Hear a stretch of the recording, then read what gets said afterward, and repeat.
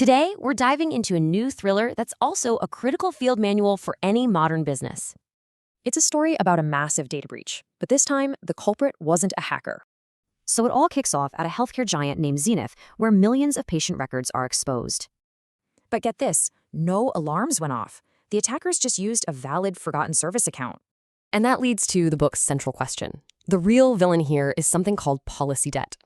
Think of it like technical debt, but for security. It's a silent vulnerability that builds up for years.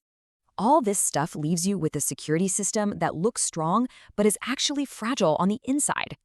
And here's the core idea. Most breaches aren't about who you are, but what you're allowed to do. So the turning point comes from an engineer who says, let's treat our security policies like code. This is a huge shift, right? Moving from slow, manual rules to fast, automated governance.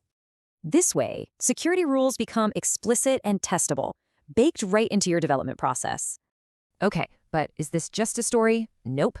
The real-world financial stakes are absolutely staggering. In the US, the average cost of just one data breach is over $10 million. And this chart shows exactly why the book is set in healthcare. It's the most expensive sector for a breach. The data confirms it. The problem almost always starts with mismanaged access, just like in the novel.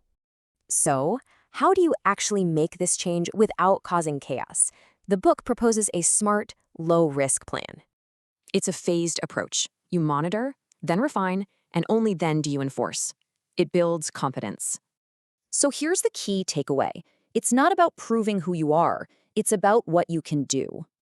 Ultimately, this shifts security from being a gatekeeper to being a real business partner. And the novel leaves us all with one big question.